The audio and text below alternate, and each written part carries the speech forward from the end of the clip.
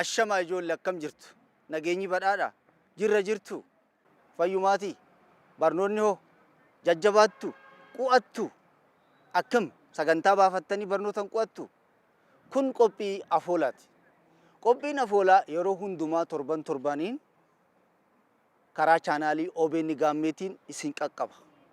Ijoollee ka kanaan dura qophiilee afoolaa keessatti akkaataa lakkoofsa hidda sabaa itti lakkaayan isinii dhiyeessinee turre. Amma immoo afoolli mammaaksaa maal fayyada? Afoolli oduu durii hoo maal fa'aaf oola kan jedhu irratti waan gabaabduu yaada isiniif dabalutu jira. Tole ijoollee. Afoola jechuun waan dhalootarraa dhalootatti yookaanis akaakayyurraa abbarraa ilmatti afaanumaan darbaa as gahe jechuudha. Haa ta'u malee afoolli yeroo ammaa barreeffamaanis jira. Kitaaba sirna gadaa, kitaaba barnoota afaan Oromoo hedduurra barreeffamee jira. Ogbarruu adda addaa irrattis barreeffamee jira. Ijoollee akkamitti hubattu?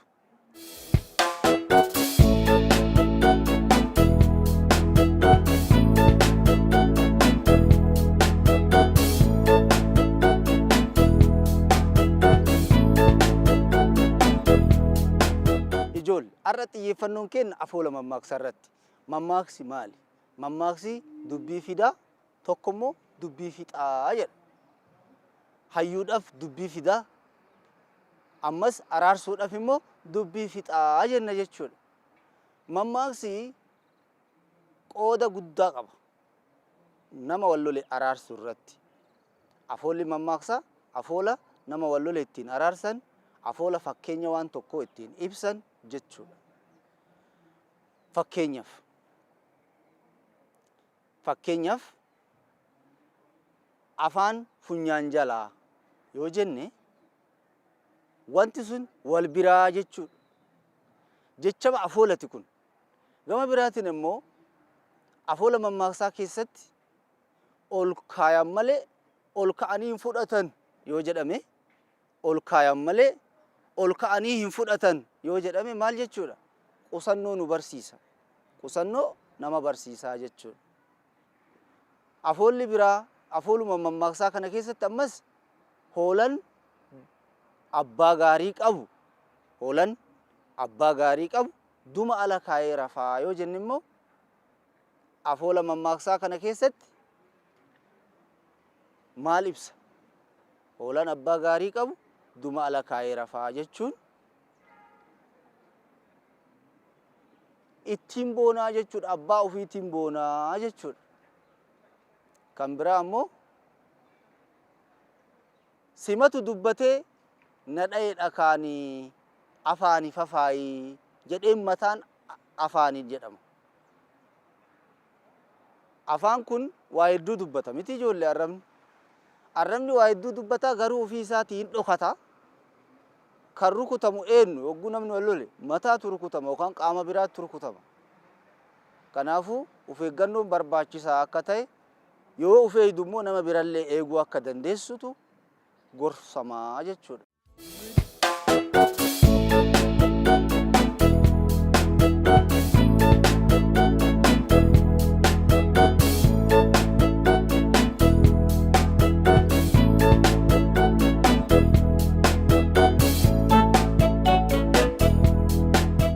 Kan biraa immoo nama lafatti walii galetu muka waliin koraa jedhama. Nama lafatti walii galetu muka koraa jedhama. Kana jechuun maal jechuudha? Lama ta'anii yoo lafatti walii galan waan hojjetan irratti waan hojjetan yoo beekan walii galuu mukas waliin koran waliin dhabanii suutuma bu'uu jechuudha. Yookaan wal lolutu jira wal darbutu dhufaa jechuudha. Egaa ka afoola mammaaksaa kanarrattis hayyoonni maal jedhu? Afoola mammaaksaa kanarratti gorsa isaan isinii kennan dhageeffadhaati walitti deebina.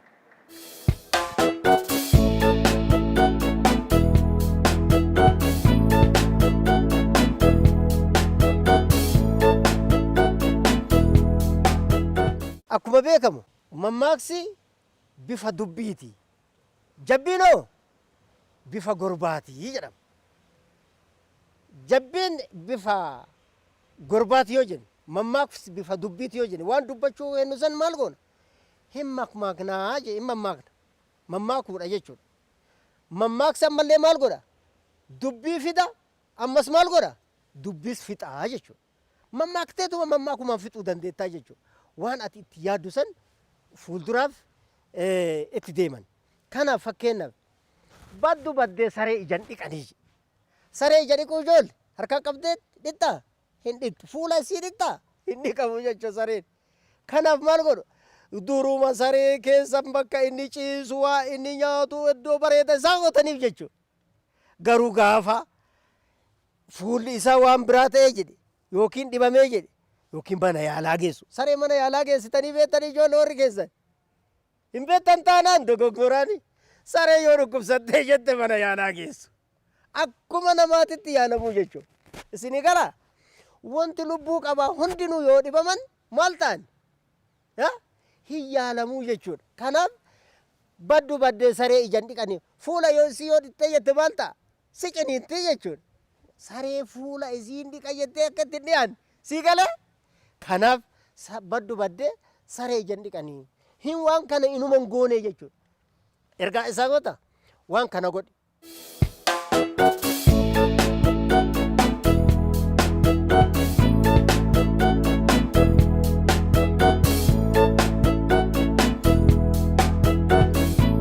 Fakkeenyaaf laga ati uttaaluu hin dandeenye wayi hin uttaalla ijoollee yoo siin jette ati ammoo humni kee gama ce'uu waan dandeenye bishaanitti waan badduuf maal jettaan jechuudha.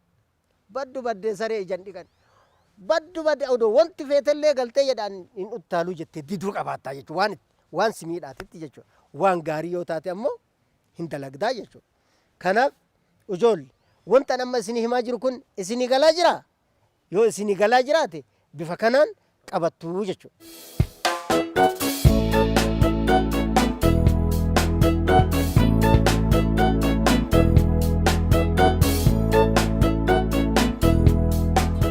Mammaaksi dubbiillee fidu dubbiillee fixu afoola keessattis maal goona nama araarsuu mammaakanii walitti nama araarsuu walitti nama jaalachisiisuu hiriyyaa walii baay'isuu bakka hin taane irraa wal gorsuu waan akkanaa kana si barsiisaa jechuudha. Kanaaf gara hin deemnetti deemuu sin barbaachisu waan abbaan keessiin jedhu waan ollaan keessiin jedhu waan barsiisaan keessiin jedhu hin fudhattu fudhattan ijoollee hin fudhattu jechuudha. Kun hundinuu maalidha waan afoola keenya keessatti faayidaa afoolaa keessatti bu'aa afoolli keenya afoola ergaa nu dabarsinu jechuudha. Kanaaf sirna fuudhaa feerumaa keessatti afoola sirbi afoola sunsumni afoola darbi afoola laalleen afoola ijoollee yeroo cidha dhaqxan hin dhageeffattu miti hin sirban kun sirbaa kun shaggooyyee jechuu danda'a kun maal jedha sirba tirrii jira battijja jedha laangannifa jedha akka arsiititti jechuudha akka naannoo kanaatitti jechuudha. Isinii gala hin dhaqxan ergaa adda addaa achi keessatti dabarfatu jechuudha. Ijoolleen xixiqqoon akka keessanillee maal gootu beektanii cidha keessatti garee ufiitiin sirban. Isinii gala sirba san walirraa baratan akkuma warri gugurdaa as dhaabatee sirbu san atillee maal goota garee keetitti sirbitaa jechuudha. Mucaan tokko mucayyoo takka wajjin waliin sirbanii warri gugurdaanis maal godhu gara biraatti sirbu. Isin ammoo afoola san ergaa waliin jaalala waliin qabdan achi keessatti walii dabarsitu jechuudha. Kanaaf afoolli Oromoo bu'aa guddaa waan qabuufi ergaa keessan hunda isaatu maaliin dabarfattu jechuudha ijoollee. Afoola Oromootiin dabarfattu jechuudha. Ifaa isin jaaladhaa nagayatti.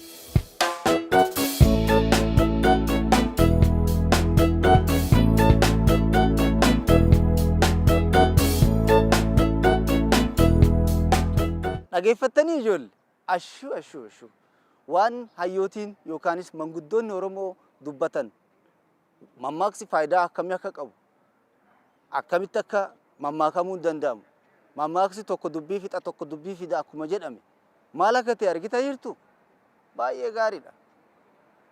Afaan gaariin afaa caalaa afaan gaariin afaa gaarii caalaa jedhama. Kana jechuun maal jechuudha?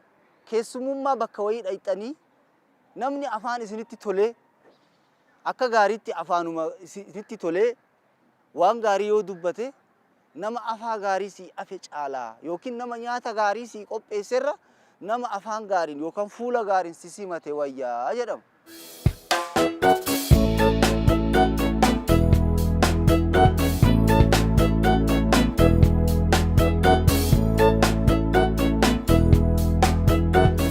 Egaa ka gorsi manguddoon yookaanis immoo afoolli manguddoon nuu ibsanilleen faayidaa afoola irratti waan kana fakkaatu qabaa jechuudha.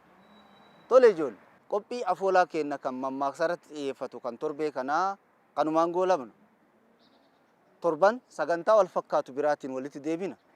Hammasitti nagatti ijoollee nagatti ashu sin jaallanna.